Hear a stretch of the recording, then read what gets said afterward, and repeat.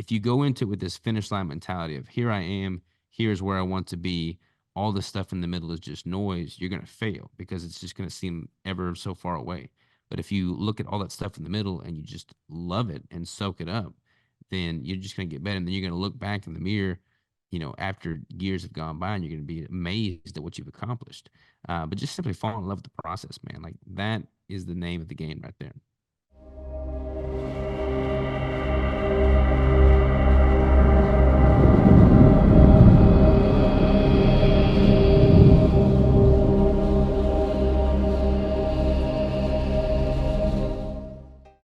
All right, everybody, here we go. It's been a while since I've had a guest on, and I don't think I could have any cooler of a guest than my long lost brother from another mother, the great Robert Sikes. Keto Savage himself is finally here. I've been on your show twice, Yeah, yeah. finally honoring me by returning the favor. I couldn't be more stoked. Thank you for being here. How are you, my friend? I'm good, man. I'm glad to be here. I appreciate the opportunity. It's always good catching up. So, yeah, I'm just excited to see where the conversation takes us. Well, of my 9 loyal watchers, in case any of those are not completely familiar with who you are, why don't you give us a quick rundown of just what you're all about, who you are, where you come from, and all that crap? Yeah. So, as far as your audience is likely concerned with keto nutrition, low carb carnivore, I've been in the keto space. Started doing keto like 2015. I want to say I've been natural bodybuilding since I was a junior or sophomore in high school. Competed as a sophomore in college and did the traditional bro diet approach. Lots of high protein, low carb or high carb, low fat. Had a whole bunch of eating disorders erupt as a result of that. I lost like 80 pounds in 12 weeks for my first show. Did everything wrong, starved myself, got really lean, but just was not sustainable. So I knew there had to be a better way. Did that for, I think, 3 competition seasons and then started dabbling in keto back in 2015, 2014, 2015. And haven't really looked back since, man. I did my first prep with keto in 2017. I went pro with that, and then I did a prep in 2020, and then the pandemic canceled that show a week before the show, which was brutal. And then I just got done doing a prep 2023 and got my WNBF pro card, all while sticking with keto, man. So I'm a big advocate for the sport, big advocate for the lifestyle. I just loving every minute of it. Outstanding. What I like, especially in our most recent conversation when I was on your show, is we really had a lot of agreement with agreeing that a lot of the stuff out there in the space really should be open to some level of interpretation. And there's a lot of dogma out there, and there's a lot of confusion. And a lot of it comes down to what is best for the individual. And we had an excellent conversation about that. So I think because we're both kind of on that same wavelength, can you expand a little deeper into what your specific ideology is for you specifically? Can you narrow down what has worked so well for you, especially working, at the highest levels of competitive bodybuilding? Can you break it down a little bit for us? Yeah, from a nutritional standpoint, I like to keep my. I'm trying just to optimize from a ketogenic dieting standpoint. I'm trying to optimize fat metabolism. There is absolutely a lot of dogma out there right now, and it's sad because there's so much contention amongst the low carb space. Like I just got done doing all these competitions, and everybody backstage is sucking down, rice cake smothered in jelly and honey, and there's just like it's so sad, man. After the shows are over, they all go and binge on a bunch of carbs at restaurants, and it's like I'm trying to make a healthy lifestyle of this. Like I want my competition season, my building phase to all work in unison, in tandem. And for me, what's worked really well is optimizing for fat metabolism. All of my nutrition comes from quality, mostly single ingredient, nutrient dense sources, lots of meat, lots of protein, lots of fat, very minimal carbohydrate. And I'm just optimizing for that. Now we can get into the nuance of what macro distribution ratios work best for me, what works best for the clients I've worked with, but really just streamlining nutrition, like not eating a bunch of processed crap food, and just getting back to the basics of what we've evolved to eat as a species from the very beginning, which doesn't typically include a lot of this crap that you see out there nowadays in the supermarket. So really optimizing for that real food nutrition approach and doing so in the realms of, bodybuilding. which is a sport that's predominantly characterized by massive carb loads, Mhm. very low fat. And I used to do super low fat. Like I would do 30 grams of total fat a day, and that just wrecked my hormones, wrecked my zeal for life. And I just wanted to break free from that and offer people an alternative that, if it works for them and is more sustainable, all the merrier. Absolutely. I mean, and and you talked about the rice cakes and the honey backstage and all this stuff, which is a common thing in all competition. Now, full disclosure, and I think you know this about me. I follow a lot of the same wavelengths as you did when I was doing prep, when I was competing for nearly 10 years. I did the opposite of you. I did the hardcore, I was kind of in the hardcore bodybuilding world back in the 90s, pulled out of that and just was more like a general, athlete doing a lot of conditioning, some cycling, strength training. And I sort of evolved from a paleo diet like in 2004 and then went full ketogenic diet in 2010. Was kind of minding my own business doing that, as one would generally do a ketogenic diet. And then when I decided to compete in 2014, I developed more of a hybrid approach, utilizing some of what I knew from older school 90s hardcore bodybuilding with sort of the newer trends of ketogenic dieting. Now, where we differ a little bit, and there's certainly nothing wrong with that, because clearly both, ideologies have been wildly effective. I would still utilize the overwhelming majority of my intake from protein and fat, and I had my ratio, you have your ratio, but I'm sure we both prioritize protein and prioritize fat as our overwhelming energy source. I would sprinkle in carbohydrates in small amounts during specific times, like maybe some pre-workout, utilize that for the little insulin bump and the little bit of glycogen for high intensity muscular contractions, and then completely abandon it and go nothing but fat and protein the rest of the day. And then as I came into contest time, I would, keep down that course and just, keep pulling down the macros. But then as I got through peak week, I discovered for me, doing that carb load just for 24 hours prior to getting on stage. And I like to joke, and I'm sure you can talk about this, and you know what I'm talking about. A lot of bodybuilding is smoke and mirrors on that last 48 hours. And I like to joke, and when I'm being interviewed on podcasts, that I got really good at looking amazing for, about an hour and a half, as we Mm. do. So I did utilize some of those carbohydrates and even simple carbohydrates right before stage. But then after the show was over, and I did not do what you so eloquently discuss that everybody does, is just go binge on crap and completely inflate and wreck themselves and destroy their metabolisms. I would sort of reverse diet back out of that and get back just to my ketogenic ways again. So do you find there's a dynamic, based on the athletes that you work with and the clients that you work with, that certain people respond differently and have to have a different approach? Or are you pretty much just small, variances from a basic ideology? I mean, every client's totally unique. Like I've got one client right now that's doing 100 grams of carbs a day, and she's a female, smaller female. And that's just what she's responding well to. So I don't ever want to get dogmatic. And when I'm working with my clients, I treat them all as individuals because they all are. Like what one responds well to, what I respond well to, may not be unanimous across the board. There's a lot of coaches that use cookie cutter plans and templates, and there's just no individual approach at all, which is just not what my clients are signing up for when they work with me. Right. As far as using strategic carbs like you do, if that works well for you, then freaking rock on, man. Like I'm not here to judge.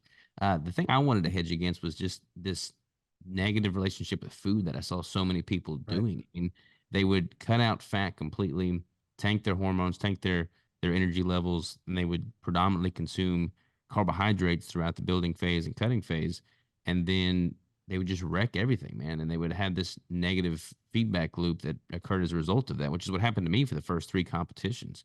And for me, like I was always told that you can't function without carbohydrates. So I just wanted to kind of dispel that rumor and function at a very high level without carbohydrates so that I can prove to myself and the naysayers that it could be done, and be done optimally.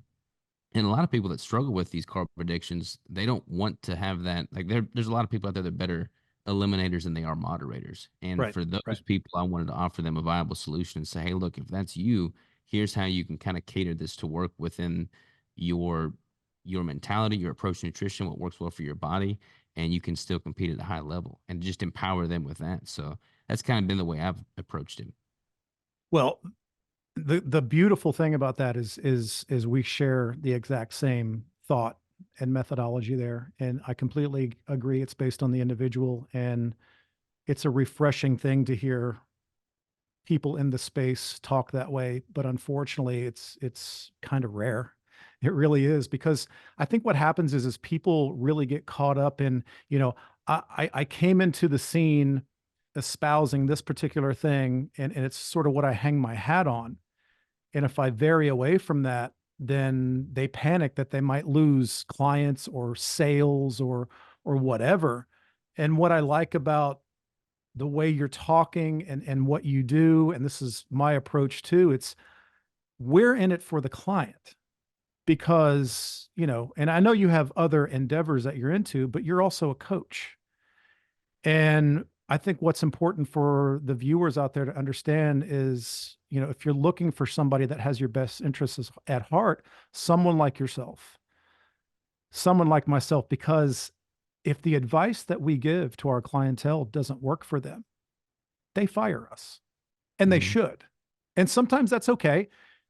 We don't all dress alike. We don't all get along, but I think it's important for everyone to understand that we operate out of what is best for the client. And I really wish, as a whole, this carnivore keto animal-based, group would act and unite together under one umbrella and use all their powers for good, instead of being divisive and pointing fingers. And it's almost got like the freaking vegan community, you know, with people disagreeing and pointing fingers, and you're doing it wrong and you're doing it wrong. And you go to these carnivore and keto groups, and some poor soul who's just not very aware yet might say, "Hey, can I have coffee? Can I have a Brussels sprout?" And they get attacked, like, jumped from all sides. And it's just a sad place to be. So I really love the fact that you immediately state that it's per the individual,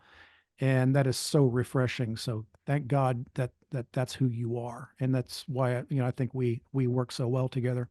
Yeah, I appreciate it, man. It's every like everybody's coming into it from a different spot too. I mean, you've been doing this for a long time. I've been doing this for a long time. The conversation that I'm gonna have with someone that's been a seasoned ketogenic dieter for years is gonna be different than someone that's just now coming into the space for the first time. I mean, when I first started doing keto, there wasn't really any information on it. There wasn't any podcasts, books, recipes, or anything. So I was just kind of flying by seat of my pants and learning as I went. Whereas now, if someone comes into space and they start doing some simple Google searches, like I'm scared for them because there's so much conflicting information. There's so much judgment out there. There's so much siloed thinking that all the conflicting information leaves somebody totally unsure of where to turn. So, coming to them with where they're at and then making that transition smooth. And you don't have to take everything away from them all at once. Like it can be a stepping stone process because at the end of the day, regardless of what diet they're going to follow, they need to be able to follow it for the long haul. And that's what I'm so passionate about. Like I want to find a way to make whatever's going to work for you sustainable so that it can truly work for you. So it doesn't have to be this stark contrast between what diet you're following during a cut or a building phase or getting leaned out for a wedding phase. Like it should all work Mhm. in unison with your lifestyle and be pretty well integrated. Perfect. Absolutely, 100% agree. And another thing I'm curious about, with the way that you operate, is now, I said, I went full keto at roughly 2009 and really 100% in 2010.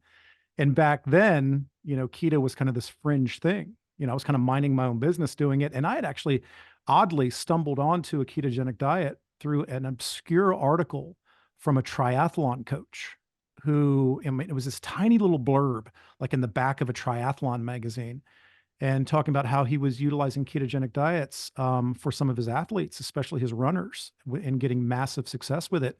And that led me down the rabbit hole, to people like Lauren Cordain and people, and then like Jack Cruz, who was dabbling with ketosis and things like that. So from those early days, I always understood it from the physiological aspect of keto really is just the absence of glucose. Hmm. And through the absence of glucose, then as a defense mechanism, your body is utilizing ketones as the energy source, et cetera, which is great and highly productive. But then it turned into this weird freak show when in 2015, especially when money started getting thrown at it, and it all became fat, fat, fat, fat, fat. Now I understand that fat is a vital, vital macronutrient, but for me, it was always about just the absence of carbohydrate or the minimalization of carbohydrate. And then I would adjust fat and protein like 2 dials according to that particular client or athlete, including myself. Um, do you find that that there's too much importance placed on just loads of dietary fat, and that being the dominant reason that you should be on a ketogenic diet, or how do you approach the breakdown of determining the ratios of fat and protein with your clients or yourself? How would you wade through that working with a new client? Well, when you ask me like what do I think as far as the general messaging right now, it totally depends on the time. Because like for 2 years ago, 3 years ago, it was all about the fat, and people were not consuming enough protein, and it was just like abysmally low levels of protein. Like it Right. was not good information. And now the pendulum has swung so far the other direction, where it seems, at least in the messaging that I've been seeing, that protein is certainly the priority, but at the expense of ample dietary fat. So you see a lot of people trying to do a ketogenic diet with very minimal fat again, kind of like it was back in the 70s. Yeah. So like this time equation, because the pendulum had just swung too far. What I like to do personally, it kind of depends if someone's fat adapted or not yet. Because if someone is coming from a standard American diet, they don't have those metabolic pathways yet in place to optimize fat metabolism, and they totally remove all carbohydrate, they're going to want to replace that energy source with fat, usually speaking, even if they have adipose tissue to lose. Because if they remove all the carbohydrate, all that energy, all that caloric intake, and they don't have ample dietary fat, they're probably not going to have energy until their body upregulates those metabolic pathways. Yep. Yep. If they don't have energy and they feel poorly, they've got, quote unquote keto flu, and they're not satiated, they're probably going to deviate from the diet, and they're just going to be stuck spinning their wheels. So I'll typically start people at a high fat ratio. And then from there, I'll taper their fat down while simultaneously increasing their protein to find their unique protein threshold and figure out what macro distribution they feel and perform best at. So I'll start people at the high fat ratio, but I'm not like, hey, you've got to be doing 85% fat at all times, or else you're doing it wrong. Because that is certainly not good advice. Some people don't need that much fat. Some people need more fat, depending on what I mean, 85 Right. would be a pretty high fat ratio, unless they're, trying to prevent from seizures or something like that. And like right now, I'll have times where my fat ratio is very high, like 80%, and I'll have times where my protein ratio is relatively high. My fat ratio as a percentage of total calories is pretty much always more than my protein, not Mhm. necessarily by grams, but as a percentage of total Right. calories. Right. Right. Uh, and that is how I've always felt best. Because if I start cranking my protein up way higher than my fat, I just don't feel good from an energy standpoint. Because protein, as you know, is not a great substrate for energy. So if you're just hitting your head up against the wall with massive levels of protein, no dietary fat or carbohydrates, then you're just not going to feel good. Yeah. I mean, there were times where I just know how my body responded, to get down to that super lean, that there would be, 6 weeks out, it would be very high protein. I'd have to peel back the fat a little bit. And that's when you're suffering. That's when you feel like dog shit. So, and oddly also, what you said was perfectly stated and important to be said. And I would encourage people to listen to it again, because what kind of got me on the map doing, consulting and online coaching is in the wave of the ketogenic diet back in 2015, when it just exploded and was on the cover of every magazine and became the new fad. People were coming to me saying, I need you to fix my ketogenic diet because I lost 20 pounds and I was doing phenomenal. Now all of a sudden everything stopped. I've hit a plateau. My performance sucks. I feel like shit, whatever, whatever. The problem was exactly what you just said. Whoever they were working with didn't recognize that as they were coming off of a standard American diet or a higher carb diet, when there's the absence of carbohydrate and you're going through that level of that time period of fat adaptation, the dietary fat needs to become that dominant energy nutrient, and it needs to be elevated. But then as time goes by, you're going to have to make some micro adjustments to those ratios of protein and fat per the individual, because sometimes that needs to be altered once fat adaptation occurs, which is, precisely what you just alluded to, which is so important for people to freaking hear. I'm glad Mhm. you said that. And, I would even tell these people, I was grateful that they came to me, But then I would also educate them and tell them, had whoever you were working with just kind of stayed the course with you and made adjustments as you went through. Like I'll set some macros with a client, and in 4 to 6 weeks, there may be a substantial adjustment made, or we're doing great. It may not be, for 8, 12 weeks that we make an adjustment, depending on the level of adaptation, their genetics, their output, et cetera, their level of metabolic damage, et cetera. So I think it's critical that you made that distinction. So that's awesome. So do you generally see they're like, if you bring fat levels to that, say 70 percentile range, do you see that for most people it needs to be titrated back down and leveled off, or does it solely depend on the individual with you? If I was to take a census of my client pool, most people from a maintenance standpoint tend to operate fairly well at about 70% calories coming from fat.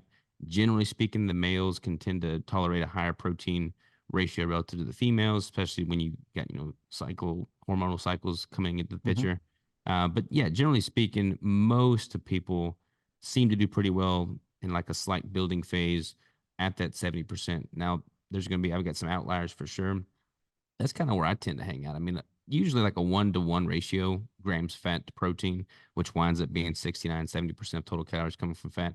Feels pretty good. I'm feeling pretty satiated at that intake. Most people are. You can get a pretty good volume of food. If people are eating enough food, that's another thing. We could have a whole conversation on that. But a lot of people Right. are just chronically under eating or obviously chronically overeating. And regardless of the diet you're following, you're just not going to perform optimally if you're not taking in enough fuel. But within the realms of a ketogenic diet, if you're doing a 1-to-1, that works pretty well for most people. Exactly. And like we're very close. Because I do bring in a small percentage of carbohydrate matter often around training, and it depends on the day. So for those people out there who continually freak the hell out whenever I use the C word, there are days where I will have literally 10 grams of carbs for the day. And there were some days where I will have 50. And it just really, really depends on what's going on. So for me, I'm very similar to you, so I'll get to that 35%, protein range, maybe 40, depending on what season I'm in as to my body composition goals, which takes me into that, 55 to 60% fat range. And then with, a small amount allocated towards carb. If the carbs aren't there, there's a little more fat and vice versa. So, we're definitely on the same page. So, and I think that's awesome. And I think more people should take note of that. And it's not so hardwired and dogmatic. So how do you put that into work? What's a typical day for you? And you don't have to worry about, off season, gain phase, cut phase, or whatever, but just what's a typical day like for you in your lifestyle? As far as foods I'm eating, Yeah, yeah. And we'll get to the training. I know yeah, people want to hear that, and that's going to be fun. But until then, let's expand a little bit more on people like nuts and bolts. yeah. So people are sitting there listening to this conversation, and some are saying, well, okay, that's great. What the hell does this guy eat? So what the hell do you eat? Honestly, man, like I've been really doubling down on finding local meat sources. Like we're doing our own homesteading stuff. We're raising our own animals. I've been trying to source locally from everybody in our community.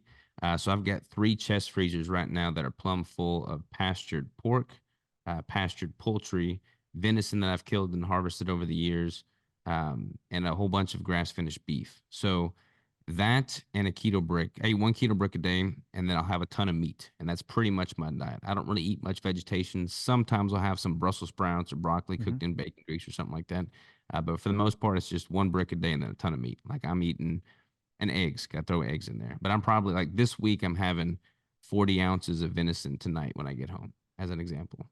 All right. So what you're telling me is the Keto Savage is fairly getting close to carnivore savage, right? Yeah, I mean, honestly, like it's funny because there is all this dogma out there. I don't claim to be carnivore because, like, I will have, depending on how strict you want to define the terms, like the keto brick is technically not carnivore, so I don't consider myself carnivore because I have one of those a day.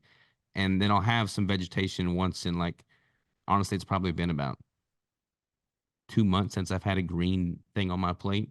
But every once in a while I will. So I won't say that Right. I'm hardcore strict carnivore, but by most people's definition of what carnivore is, then yeah, I'm definitely And carnivore. that, man, that pisses me off. That, I mean, let's stop. This it's a bunch of bullshit, because that's why. to be very honest with you. And I love that statement. I love where you're at. And that's where I'm at. And that's why I use the term hypercarnivore now. I just said, I'm done with the labels. And I'm going to, I'm going to classify myself as to what the legitimate definition is, meaning an animal that consumes 70% or more of their intake from animal-based sources, which leaves the other 30% open to interpretation based on the individual. Because Yeah. as you well know, as much or more than anybody, you really have, a carbohydrate threshold. Like you said there, people that can take in 100 grams, they're metabolically fit and active. And then you have people that, have a tolerance big through metabolic damage or, whatever they've done in the past where they can't tolerate very much. Everything goes off the rails. So the way I look at it now is my evolution through this has been, I am now a hypercarnivore and 70% or more of my diet every single day is from, meat and eggs. And the other 30% is open to interpretation of what I'm going through that day. Some days I'm 95-5, some days I'm 90-10. And, it really just depends. So that's the distinction that I kind of made to kind of just put the whole damn all the shit to bed of all the terms, Yeah. and all the classifications and all the dogma. So it's freaking awesome to hear you say that. And we're almost parallel and to some degree in that way. And I think that's awesome. But now you got to tell me you're freaking homesteading. I mean, that's some serious shit, man. Tell me about that. Yeah. So, I mean, the more you dive into nutrition and the more you realize how positively it impacts you once you get things dialed in, as I have over the years, the more you just want to keep diving in. Like you start looking into improving your sleep quality, circadian rhythm, light exposure, like all these nuanced things, like the things that most people don't need to worry about if they're trying to do that classic 80/20 analysis of getting the most bang for their proverbial buck. Like people that are just coming into space and they're totally unhealthy, they don't need to be worrying about blue light blocking glasses, probably. But once you've kind of gotten to that point, you're trying to just tease out those last little percentages, then you start diving into the nuance of everything. Right. And when you think about food, like food is something that we all consume every single day. It has a compounding effect over our lifetime. And it only makes sense that you'd want to optimize the food. That's something that I want to place priority in. And when I recognize what good quality food is, I recognize pretty quickly that it wasn't what I was getting at these big box retail stores. So Yep. it's like, okay, let's try and find the best that I can locally. If I can't kill it myself or raise it myself, then I'll procure it from local people that are. And I just have fallen in love with that. Like I'm speaking at the White Oak Pastures ranch next month. I'm plugging into that community. These are all people that just share similar values. They want to lean on their neighbor. They want to plug into the community. They want to not be reliant on, big government, big pharma. They want to be self-sufficient, and they want to feed their family and themselves with the best food that they can, which is all messages that I can totally 100% get behind. So it's like, all right, let's just roll up our sleeves and do just that. So that's exactly what we're doing. Like I've always hunted, so I've always had venison in the freezer, but Mhm. now we've gotten chickens. We just got 4 lamb. I'm going to be getting pigs here soon. We've got chicken now for eggs, and we're also going to be getting some for meat. I'm going to continue to hunt, obviously. So I'm just going to try and make everything that I consume be a result of something that I've killed or raised myself and be so self-sufficient. So what does that look like on your property? How many acres do you have? So we got 5 acres right now. We're going to try and I want at least 100 acres. I feel like 100 acres, then I can be not only self-sufficient for my own family, but I would love to be able to provide quality food for all of my family, extended family, Right. and close friends and employees. Like that's one of my big goals, to be able to just nourish the people that are close to me. So that's what we got now. 5 acres. We've got 10 chickens. We're about to get a whole bunch more chickens though, man. We started crunching some numbers, and we're gonna get 60 chickens for meat birds. I'm gonna put them in 2 chicken tractors that we're rotating behind our sheep. So the sheep obviously are ruminants. Right. They're gonna upcycle the nutrition they're eating. We're gonna have the chickens trail them to kind of keep any parasites down. And then we've got probably plans to get 3 or 4 pigs. Um, and between that, we don't have enough land right now for cattle, but once we get to 100 acres, that's when we'll start doing the cattle as well. And then we're just gonna keep the freezers full, man. That's awesome. Well, so why do you have to do that? Can't you just depend on the government and big pharma to save you? Come on, No, I man. don't want to depend on anybody to save me. No one's coming to save me, man. On that, we definitely agree, my friend. That is awesome. Yeah, that sounds incredible. I'm the idiot that me and my wife have 21 chickens on a 21 now because we lost a couple recently. We had 24 on a Hmm. quarter-acre, lot in a neighborhood. Yeah. And in our town, legally, we're only supposed to have four. So you You know, didn't you hear are that. hacking the system. Don't turn me in. I won't But turn you. we're getting, 18 a day on average of Nice. fresh pastured chickens. And my wife is spectacular about, rotating them around, making sure they're free ranging. And she's turned into this like crazy chicken lady, and she knows all the tips and tricks about, what to put in the food and what, all, mites and, parasites and getting away from that. And I mean, the eggs we're getting are just absolutely spectacular. And, it's great. My 5-year-old grandson is experiencing this, and just the lessons that he's learning from that experience. And, you have a young family. I mean, tell us about your family. Yeah, so we have a son. My wife and I, we have a he's going to be two years old in May, and we've I'm super proud of what we've done with him. Like we went deep into nutrition before she ever even got pregnant. So all throughout her pregnancy, she was keto, eating real food, all throughout the breastfeeding, all throughout everything. So he is coming into this world totally unscathed by all the crap that is predominantly in the messaging from a childhood nutrition and pregnancy standpoint. Right. So I feel really good about that. He eats the same stuff I eat. Like we don't go down the baby aisle at the grocery store to get this crap food for that comes out of a squeeze container for kids. Right. Like it's all real food. He's eating like the other day I cooked him a bunch of beef liver and he just devoured it. He's eating real food and he's in like the 99th percentile of all growth metrics for, people of his age, as we've taken him into his checkups and whatnot. So he's picking up things. He's smart. His brain development's there. He's eating a lot of proteins and fats and he's becoming part of this whole system. Like he goes out to check the eggs with us every day. He goes out to check on the sheep. Like he loves getting his hands dirty and that's just going to be his existence. That's going to be his reality from the very beginning. Like so many people are so disconnected from the food that they consume, Mhm. and they pass judgment on those that hunt. They pass judgment on those that slaughter animals. It's like, look, if you eat meat, you got to know where it comes from. And Yep. playing this holier than thou vegan card of like not wanting to do any harm, but then doing all this monocropping and killing tons of animals.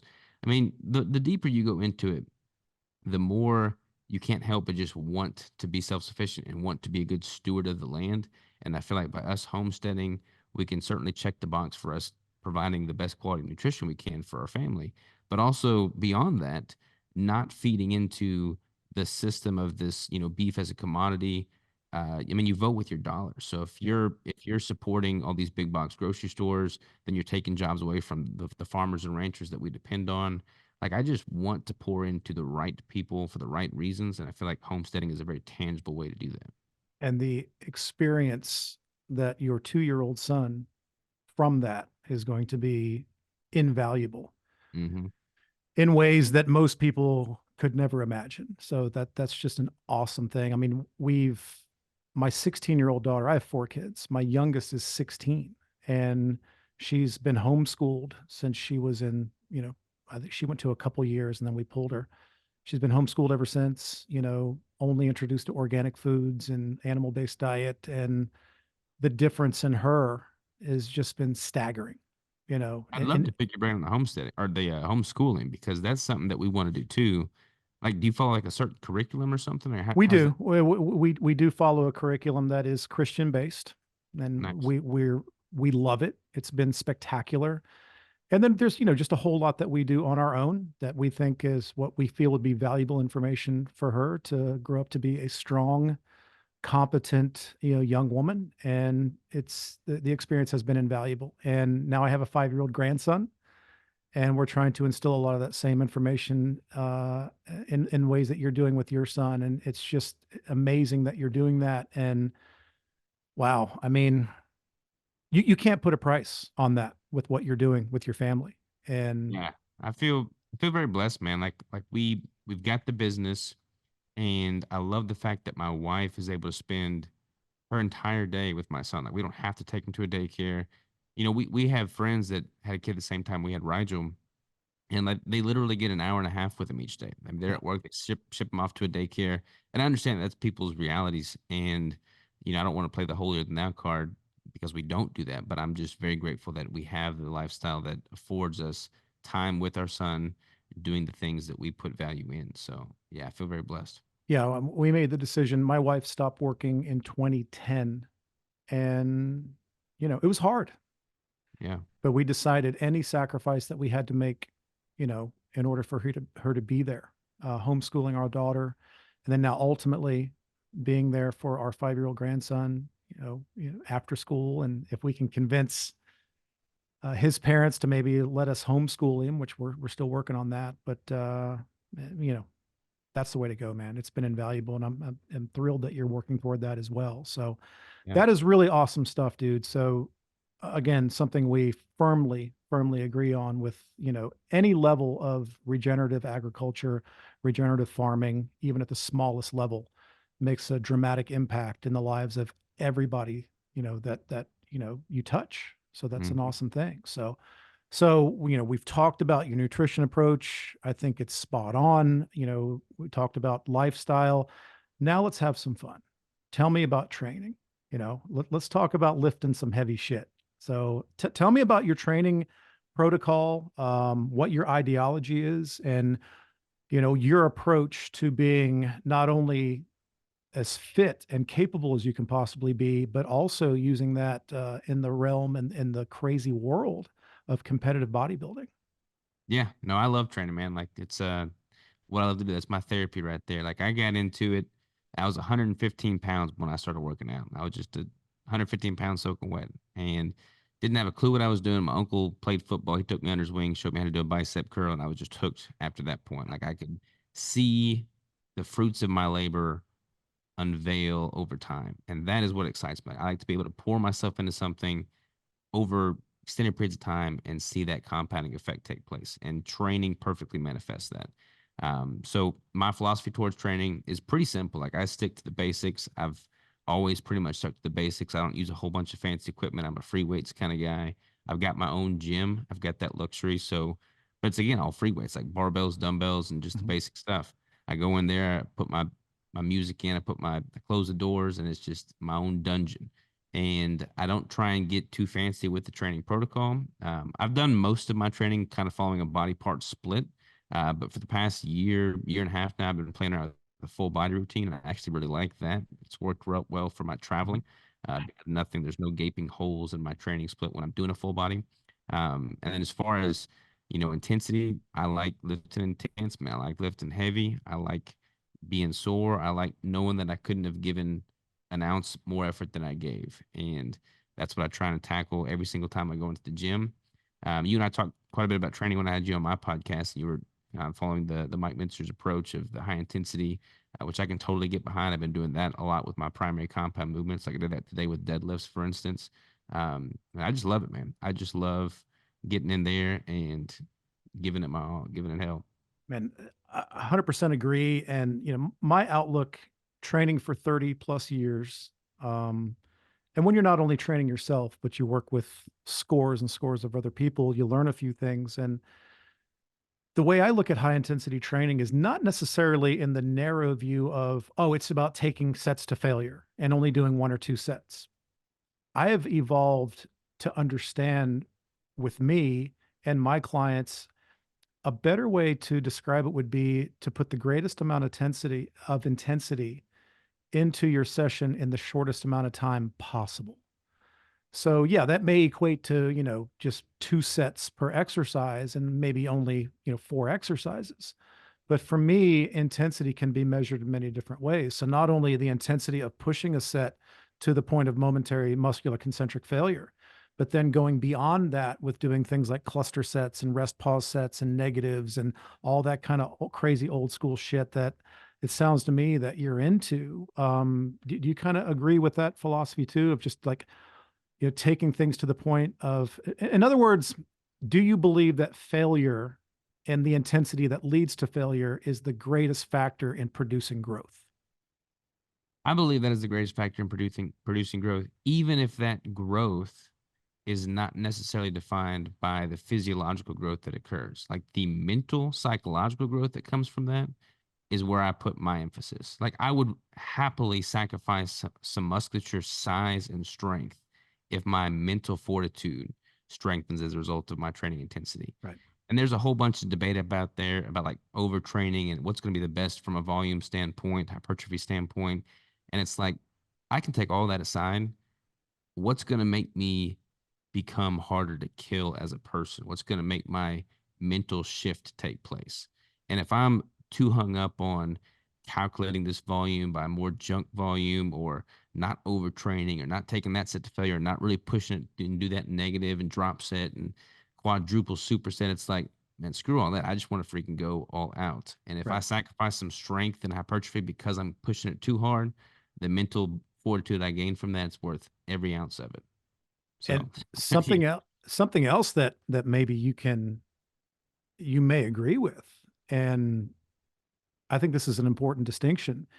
I also believe for the natural lifter, for the completely drug-free lifter, that high intensity, lower volume training is the safest, clearly the most effective.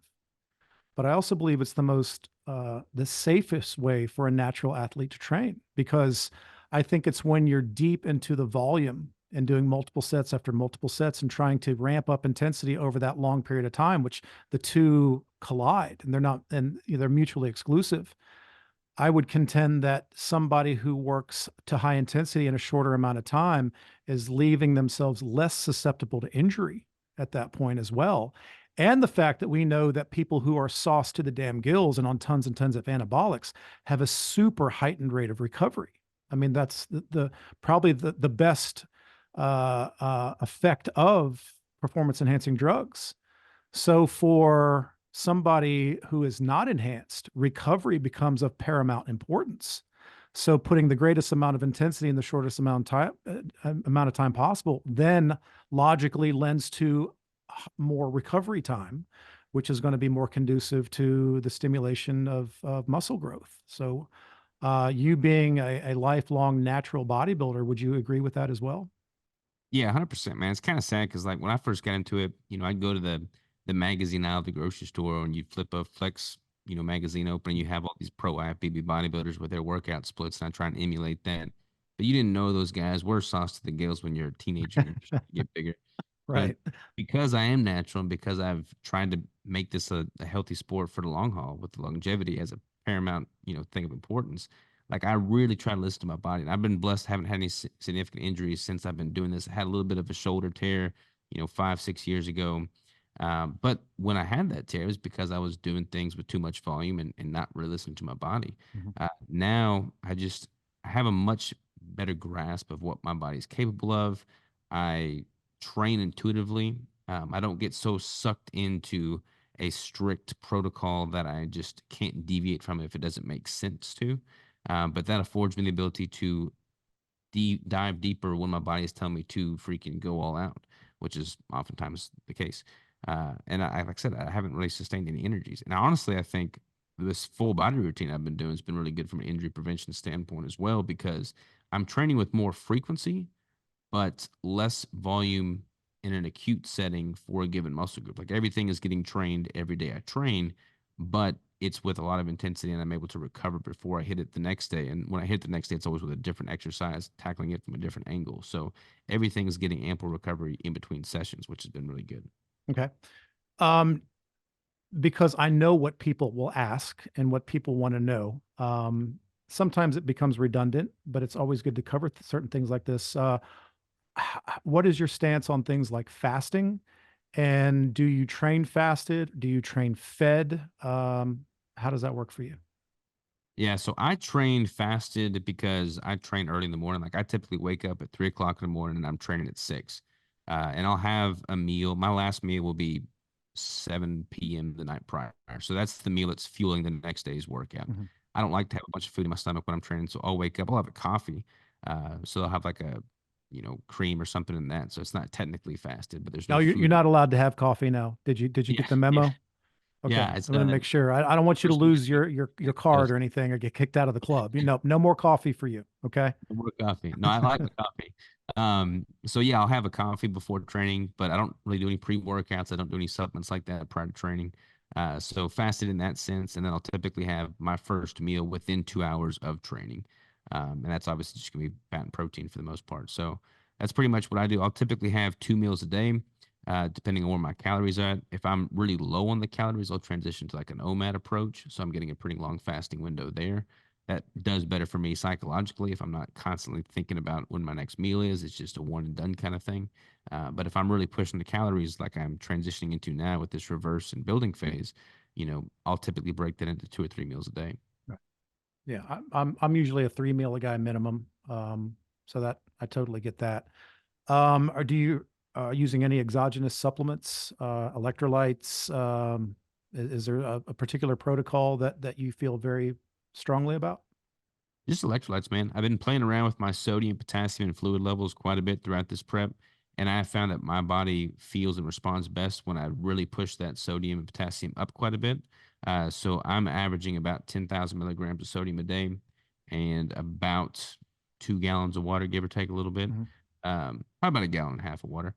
But yeah, with that higher sodium intake, I just feel really good. I don't retain any fluid. I've got a lot of vascularity. I've got a lot of fullness and I just feel really solid, man. Like I've played around with really low sodium. I played around with significantly higher sodium, and sodium electrolyte levels. Like when you figure out when your body is able to reach equilibrium between the amount of sodium, potassium, and fluid you're taking in, it can reset it at a higher or lower level.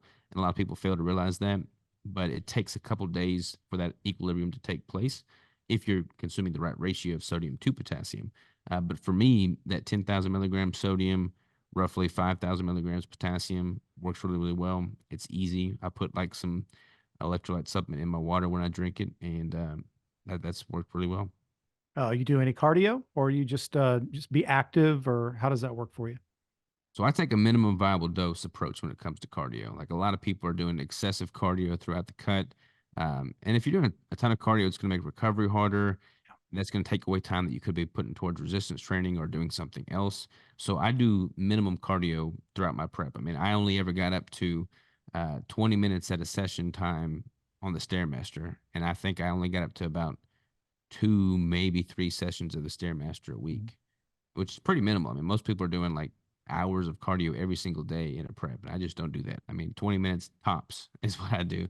Right. And it's usually the Stairmaster because I can standardize that. So I'll titrate that up throughout the cut as needed. But again, it's just very minimal approach, like incrementally increasing it as needed. Most of my manipulations are coming from the nutrition. Right. Yeah. What I do is I love to ruck. That's become my Mhm. new obsession. So I ruck for conditioning and enjoyment and just getting outside. But the way I look at it is if there's a particular day that, if I'm in the 12 to 15,000 step range because I'm on my feet all day, training, then there's really no need, for me to do, additional cardio unless it's just something that I enjoy doing. If I have time to go on a ruck, I'll do it. But for me, it's not about fat loss. It's more just about conditioning, enjoyment, mental acuity. The best ideas I ever get are when I'm out in the woods on a ruck. So that's why I do it. So I'm glad that you don't I have totally get people behind that. chained to a damn treadmill for hours at a time. But I already knew that about you, but I wanted you to be able to tell the listeners that you don't have to be stuck on a freaking treadmill for the rest of your life. So Yeah, I'm definitely that's not a good. treadmill junkie. I don't do the elliptical. Rucking's awesome, and like I do a lot of elk hunting out west, so I'll have a pack on for that, and I'm getting out there rucking. Do you do like the Go Ruck bags with like the weight in there? Yeah, yeah. I have actually two Go rucksacks. One, I have a 20 liter that's about 45 pounds.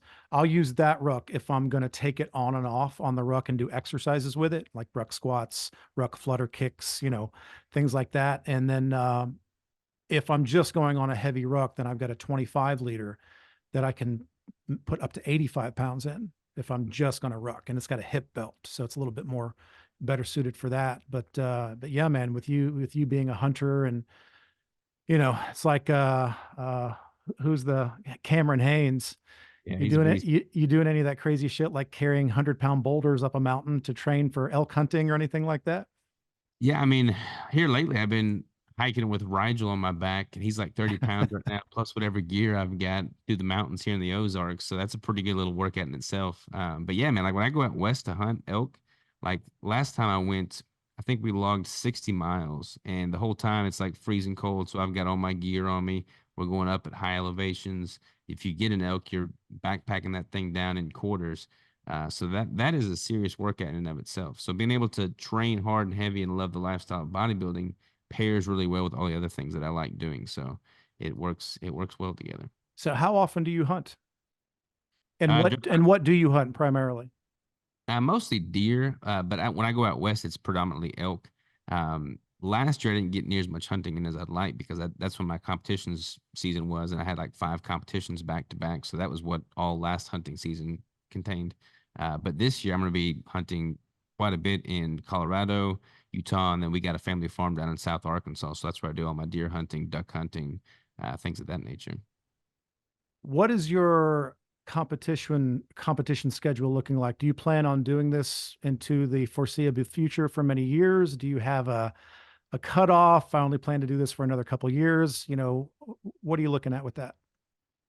So I take a lot of time off in between seasons, especially as a natural athlete. I think one of the common mistakes people make is they compete too frequently. Yeah. And if you just look at my last competition season, I dieted down for 33 weeks, and then I'm reverse dieting now. This is week 13 of my reverse diet. So the majority of the year is spent at a deficit. And if you're a natural athlete, you can't really expect to put on much lean tissue if the majority of your year is spent at a deficit. So, like, Yep. if you're competing every single year, you're just not going to look better every time you step on stage.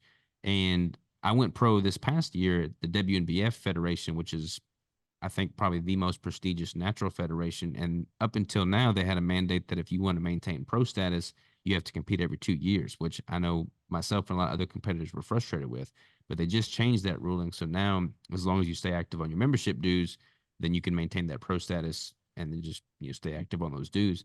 So I probably won't compete again until 4 or 5 years from now. I'm just going to focus Okay. on putting on as much size, and then when I do step on stage again, it's just going to be lights out because I'll be markedly better than I was this last go round.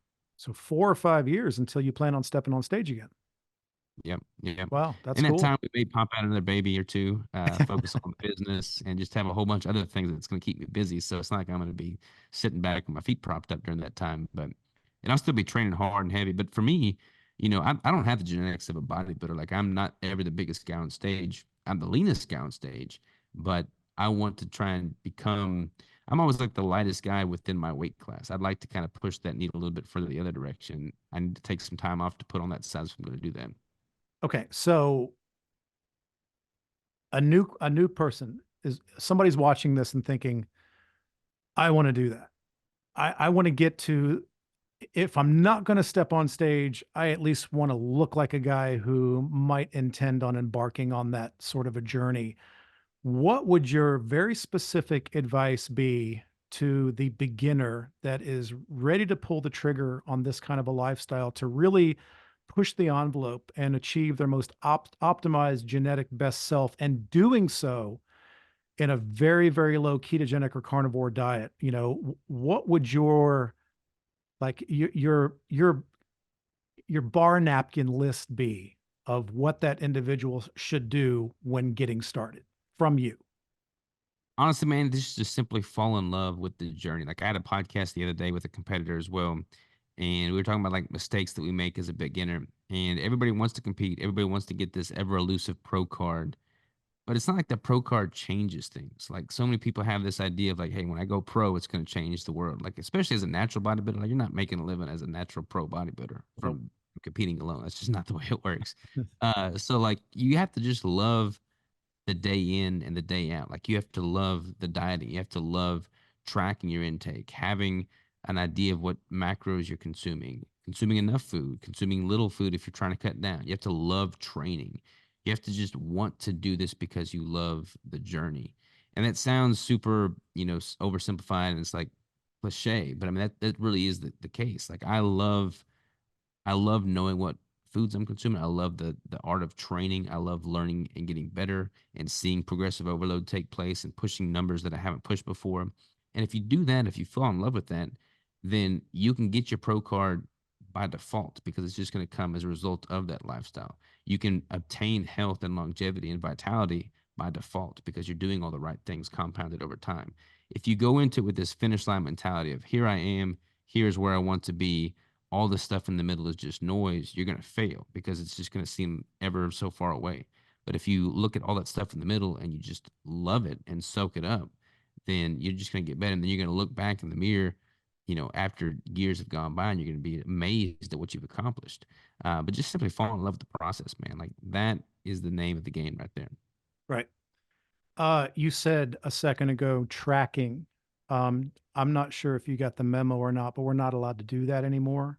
Yeah, when you And said the C word, I didn't know if you were going to say carbohydrates or calories.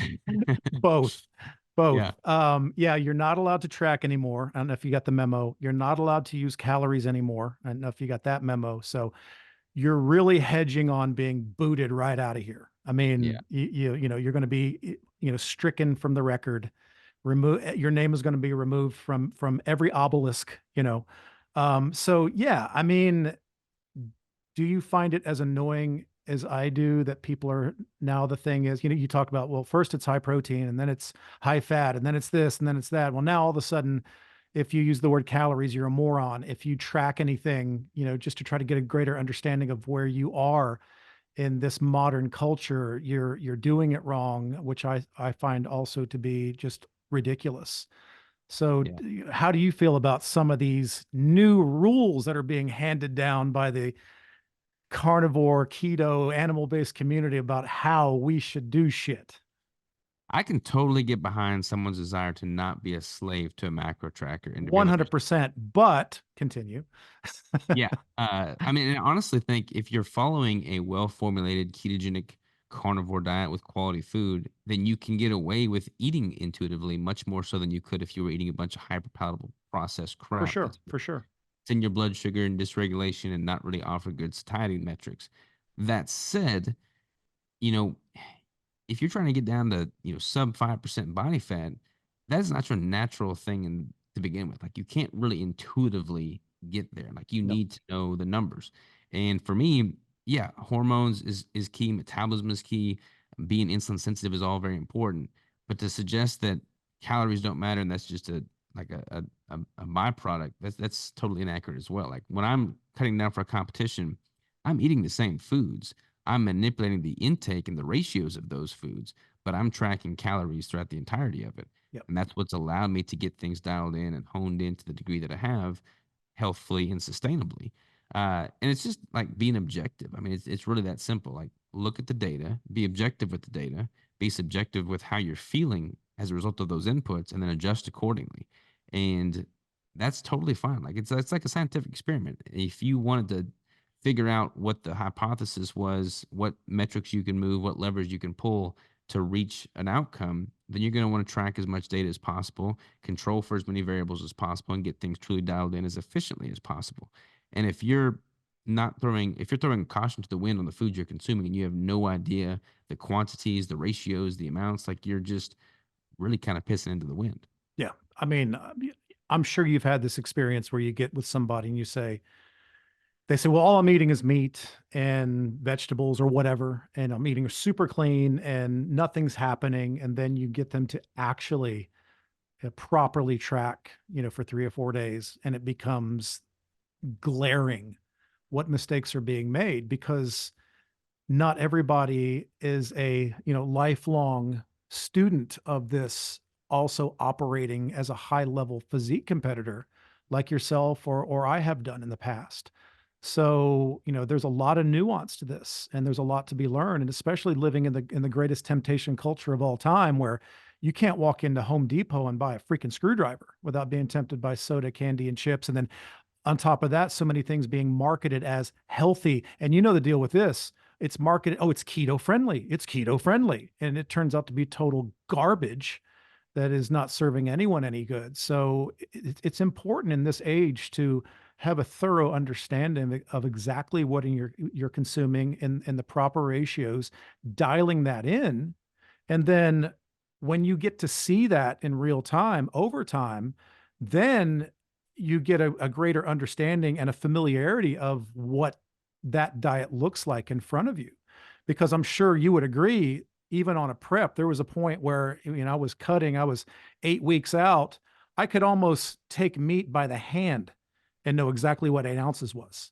Yeah. I mean, I could, back in the day when I was still eating vegetables, I could measure out 250, grams of asparagus down to the freaking gram by sight. But most people are not that nuanced. So, you have to go through a little bit of work in understanding where you're at. And I'm glad you acknowledge that. Yeah, 100%, man. I mean, like, and if you're coming from a standard American diet and you're morbidly obese and you're eating all the processed food in the world, if you transition, kind of like what we were saying earlier about stepping stones, like if you did not track, but you just simply cleaned up the foods that you're consuming and ate those to satiety, you're probably gonna be way better off than you were, what you were doing prior. But again, that is not the same thing as trying to step on stage and get to sub 5% body fat and get to that next level of conditioning. And to go to that next level, you have to do things that are a little bit unnatural, Yeah. and that involves taking a more nuanced approach and really tracking things and getting dialed in and detailed, and then objective with what your body's telling you there. In this age of Instagram influencers where so much deception is happening, I'm glad that you pointed out something that I point out almost on a daily basis, that living sub 10% body fat year round is unreasonable for the overwhelming majority of the population, and it's not healthy. It's not a natural place to be. It's only for a time. And I'm glad you said that. Do you see it? Do you see the same? Do you have the same frustration with some of these fake Instagram influencers that are manipulating the minds of especially so many young people and giving them a false impression of what is sustainable? Yeah, man. Like, there's not a whole lot of talk around reverse dieting and being in a caloric surplus. Like everybody's always talking about cutting calories and getting lean and having abs. And I totally understand the appeal to that. I mean, I can get right there with people when that is the conversation too. But you have to have the flip side coin of that conversation, and that's just what is oftentimes not getting talked about. I mean, I got down to 3.9% body fat with this last prep. And I've been very transparent with people about how I felt, what my libido was like, what my hormones were like, what my blood panels were looking like. And when you peel the curtain back on that stuff, it's just not healthy or sustainable. Like I grow tremendously, psychologically from that experience. I've come out of that much better off than when I went in. But to sustain that from a physiological standpoint indefinitely is going to wreck my metabolism and hormones. And that's just nobody's going to benefit from that. I mean, my total testosterone uh, at the lowest point was 86. Mhm. That's crazy low, man. That's That's insane. abysmally Yeah. low. I mean, testosterone for guys, especially, that plays a very close. It's closely related to what your body fat levels are. Your leptin and ghrelin are going to be closely tied to what your body fat levels are. Like you have to have a healthy amount of body fat. Right now, I'm probably 6% body fat, and I'm like all of my testosterone numbers have significantly improved from what they were at the depth of that cut. But I'm still not back to a healthy baseline. Here I am, 13 weeks post show, and up about 12 pounds. I've got to keep reverse dieting to get to that sustainable level. And then when I get there, I've got to stay there longer than I was in a cut. And people don't talk about that. They don't talk about putting body fat on. They don't talk about seeing the scale go up and embracing that change. But that is equally, if not more so important than that acute time frame when you are getting shredded and Instagram worthy. Like you have to have that conversation on both sides. Right. 100%. Like people get confused when I tell them, and clearly, give me a freaking break. I'm old. I'm 55 years old. But, when you're spending almost a decade, almost in some level of a contest prep through those years, and now you're telling people that you're purposely trying to stay around 14% body fat or 12% body fat because you explained to them, I perform great here. I feel great here. My blood work is phenomenal here.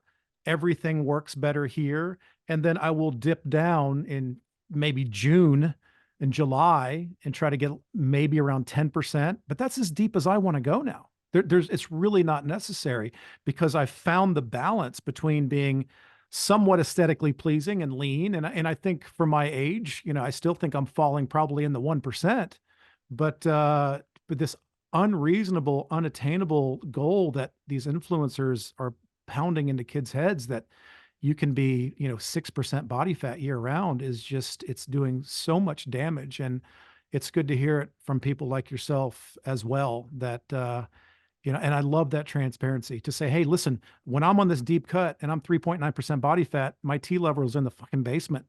Yeah. And, it sucks. And I went through the same thing, and it was hard and it was not good. And it was no way to sustain a relationship. It was no way to sustain any kind of a realistic lifestyle. And that's why I continue to tell people, listen, physique competition and Instagram influencers, it's all smoke and mirrors. And oftentimes they'll take a series of photographs and then manipulate the public as to that's how they look 12 months out of the year. Yeah. And all they're doing is developing eating disorders and, numbing the intelligence of the population for their greater good for clicks, follows, likes, and program sales. Yeah. So, it's great to hear you say stuff like that. And I love how, your approach is be real with people, be honest with people. I agree with that. And man, I appreciate it. I appreciate it. That's the way to be, man. I mean, like, there's no point in wearing a mask. Like, I want to be 100% transparent with people, the good, the bad, the ugly.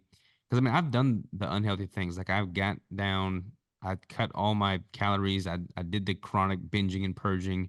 And that led me to having plagued a terrible relationship with food that plagued me for years, man. And I see so many people that come to the ketogenic diet specifically because they have some form of disordered eating from carbohydrate consumption, hyperpalatable foods, binging and purging, or competitive backgrounds. And it's like competitors, as you can attest to, I mean, it is more often the case than not that people have some form of disordered eating. Yeah. To be able to hedge against that, to eat foods that you don't feel guilty about eating because they're all real foods in the first place is key. That's one of the main things I love about doing a prep with a ketogenic approach. It's like I don't feel guilty about the foods I'm consuming because they're all quality foods. Like when you start eating a bunch of crap food, I think a lot of eating disorders stem from some sense of guilt. If you don't have guilt associated with the food because it is all real food, it makes bridging that gap so much easier. So finding healthy, sustainable ways to do that for a lifetime is what I've tried to make all my messaging about. 100%, man. I couldn't have put it any better. Robert Sikes, I've kept you for over an hour. I know your time is valuable. I can't express to you enough how much I appreciate your time today. Appreciate it, And man. I always enjoy our discussions. I think we need to do it more. There's so much we agree on. And again, I love the fact that people like you and I can unite together and share the common good and not just pick apart tiny differences that really at the end of the day don't really matter very much at all. So where can people find out more about you, how to contact you, utilize your services? What's the best way to get in touch, and where do you want people to look for you? I'm all things Keto Savage, man. KetoSavage.com, Keto Savage on social. You go there and it kind of leads out to everything else. But that's the one stop shop. So you're not hard to find. No. Well, I can tell everybody that, I follow him on everything. It's good stuff. It's real shit. It's not fake. It's not, homogenized. So I invite everybody to jump on board, check out everything and all things Keto Savage. Robert, I truly appreciate your time. I hope you will do this again with me sometime. Be my pleasure, And man. keep me up to date on what's going on with the homesteading, man. That's really exciting stuff.